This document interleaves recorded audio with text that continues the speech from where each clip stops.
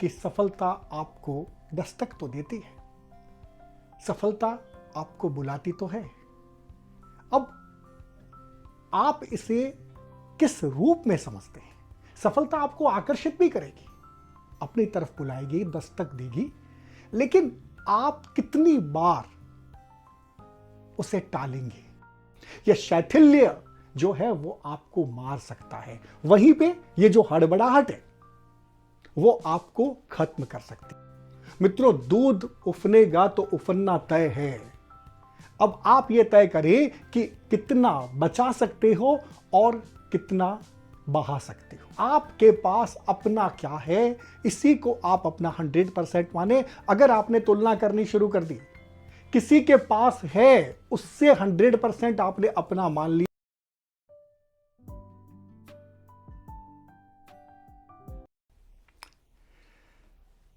जो लोग कहते हैं ना कि सफलता एक बार ही दरवाजे पर दस्तक देती है, उनका अपना सच हो सकता है, लेकिन मित्रों ये यूनिवर्सल ट्रुथ नहीं है।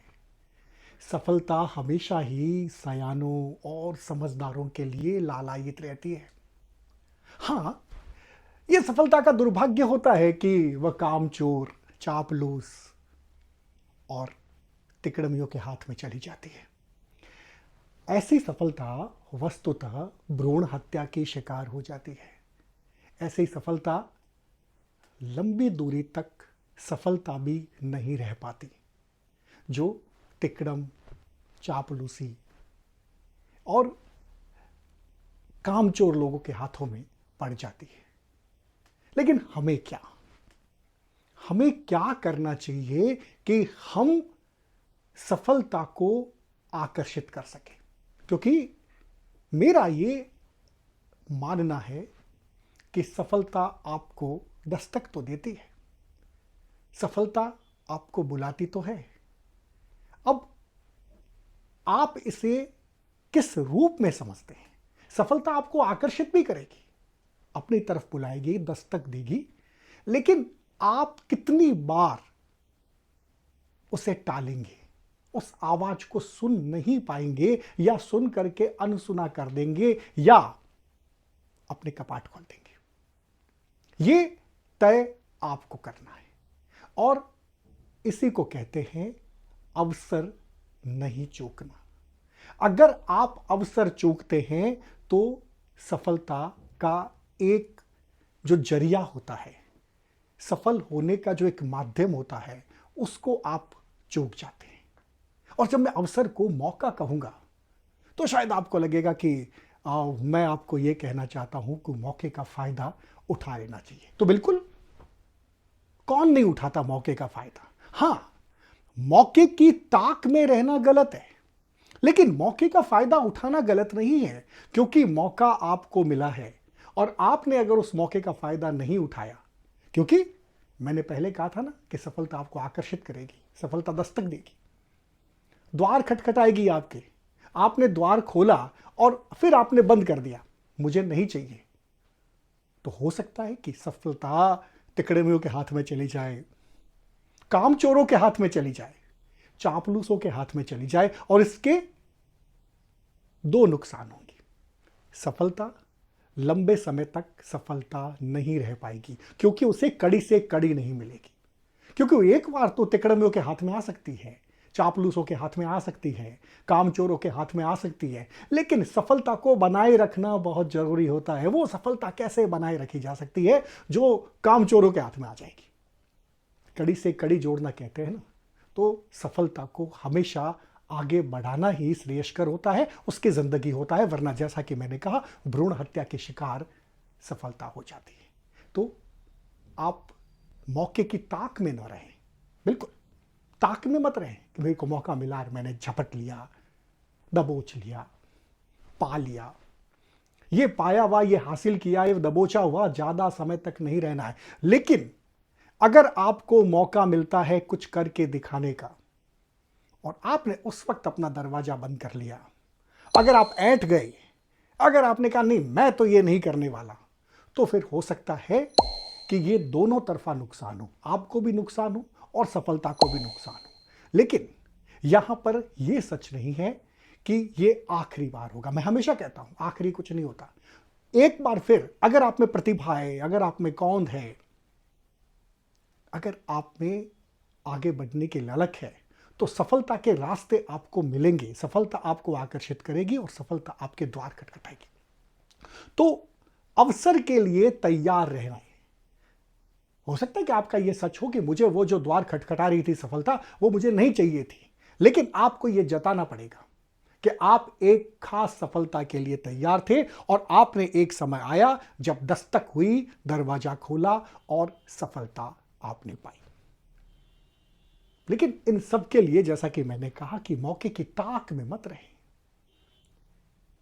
यहीं पर मैं आपको यह बताना चाहता हूं कि मौके की ताक में रहने वाले और मौके का फायदा उठाने वाले किस तरह के लोग होते हैं। हां, यह अलग हो सकता है कि मौके की ताक में रहने वाले लोग थोड़े से कामचोर प्रवृत्ति के हो, तिकड़मी हो, लेकिन मौके का फायदा उठाने वाले हमेशा गलत नहीं होते। हां, इनमें दो तरीके होते हैं।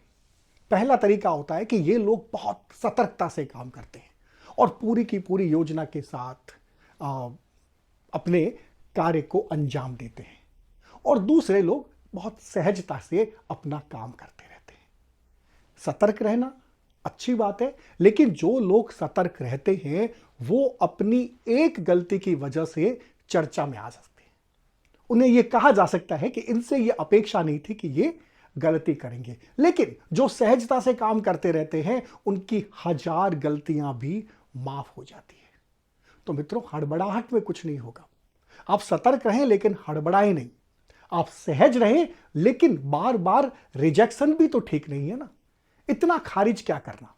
आपको एक माध्यम को अगर पकड़ करके उस माध्यम को लॉन्चिंग पैड के रूप में इस्तेमाल कर रहे हैं तब तो अच्छा है, लेकिन सहजता का मतलब कहीं यह नहीं है कि शिथिल होकर के बैठ जाए। यह शैथिल्य जो है वो आपको मार सकता है। वहीं पे ये जो हड़बड़ाहट है वो आपको खत्म कर सकती है। न तो हड़बड़ाहट में रहे, न शैथिल्य में रहे, सहज रहें, सतर्क रहें और हर आहट को सुने। आपकी गलतियां आपकी पहचान नहीं बननी चाहिए। पहचान बननी चाहिए आपकी सफलता, आपकी उपलब्धियां, और सही सही शब्दों में कहूं तो आपके फैसले।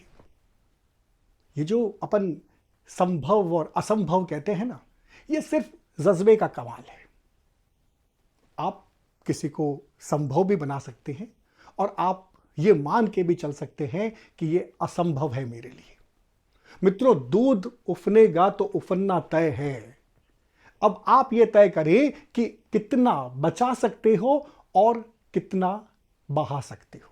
जितना बहने से बचा लिया वो आपका है, और यहीं पर मैं आपको यह बताना चाहता हूं कि यही होता है आपका 100%। जो बचा लिया वो आपका 100% है। जो आपके पास है वो आपका 100% है। और ये जो 100% है ना, ये रूप, गुण, प्रतिभा, मात्रा, संख्या इससे परिभाषित नहीं होता। ये तुलनात्मक भी नहीं होता। बस ट्रिक है। और ट्रिक क्या है? आपने बचा कितना लिया, आपके पास अपना क्या है, इसी को आप अपना 100% माने। अगर आपने तुलना करनी शुरू कर दी, किसी के पास है उससे 100% आपने अपना मान लिया, तो हमेशा गच्चा खा जाएंगे, क्योंकि ये गणित नहीं है। और अपन कई बार कहते हैं ना, मैं भी कई बार अपनी बात में इस्तेमाल करता हूं कि 101%, इसमें जो 1% है, 100 के बाद का 1%, वो सबसे महत्वपूर्ण है। आप में रूप नहीं है, गुण नहीं है, प्रतिभा नहीं है, मात्रा नहीं है, संख्या नहीं है, कैसी? तुलनात्मक रूप से। लेकिन 1% आपके पास विवेक है, तो फिर वही है जिसे मैं कहता हूं मौका, जिसे मैं कहता हूं अवसर। मत चूके चौहान, हमने ये सुना होगा। बस वो जो विवेक होता है वो समय पर एक प्रहार करने के लिए, एक चोट करने के लिए आपको तैयार रखता है। तो उसे समझें, मौके की ताक में ना रहें, लेकिन मौके को समझे जरूर, मौके का फायदा जरूर उठाएं, और अपना ये जो 100% है, आपका जो ये 100% है, इसका कैसे उपयोग करना है ये भी आना चाहिए। मित्रों, आपके पास अगर आपका 100% है और वो सारा का सारा आपने लगा दिया तो भी ये समझदारी नहीं है। समझदारी इस बात की है कि आप संचित भी रखें और आप निवेश भी करें। जी हां, आपको निवेश और संचय की भाषा अभी ज्यादा समझ में आएगी। बिल्कुल, अगर आपके पास आपका 100% है और उसको पूरे के पूरे को आपने लगा दिया तो फिर आपके पास कुछ नहीं बचेगा। लेकिन अपने आप को उस तैयारी के लिए रखें कि आपके पास प्लान बी के लिए भी कुछ न कुछ हो। अपने पास जो भी है उसका आधा लगाएं, आधा बचाएं, ताकि प्लान बी के लिए भी काम आए और अवसर पड़ने पर आप उसको पहले प्लान में भी उपयोग कर सकें। इसलिए ना तो ज्यादा सतर्क होना जरूरी है, ना अधिक सहज रहना जरूरी है। हड़बड़ाहट में कुछ नहीं करना, शैथिल्य भी आपको कुछ नहीं होगा। एक समान धारा के साथ समान प्रवाह में आप बहते रहें और जब अवसर मिले तो उसकी तैयारी रखें। आपको सामने कुछ दिख रहा है और उसके बाद में आप तैयारी करेंगे तो वो तैयारी आपको कहीं की नहीं रखेगी। क्रिकेट के मैच में देखते हैं ना, बैट्समैन का समय नहीं आता फिर भी वो तैयार रहता है। वो आउट होने का इंतजार नहीं करता, मौके की ताक में नहीं रहता। लेकिन अगर उसे मौका मिलता है तो मौके का फायदा जरूर उठाना चाहता है, अपनी भूमिका का निर्वहन करते हुए, चौके और छक्के लगाते हुए। और यही समझने के लिए आपको हम आज वास्तविकता के धरातल पर ले जाकर यह बात की कि हमें सारी चीजों को समझते हुए यह मान लेना चाहिए, आखिरी कुछ नहीं होता। सफलता आपको बार बार रिझाएगी, आकर्षित करेगी, दस्तक देगी। आपको यह तय करना है कि आपको क्या लेना है। आस्तिक न नास्तिक बने वास्तविक। आज की इस कड़ी में हमने बात की कि हमें सहज रहना है, सतर्क रहना है, लेकिन हड़बड़ाहट और शैथिल्य होने से अपने आप को बचाना है। हम फिर अगली बार बात करेंगे, तब तक के लिए मैं आज्ञा दीजिए। नमस्कार। हाँ, अंधेरा आज हमको जी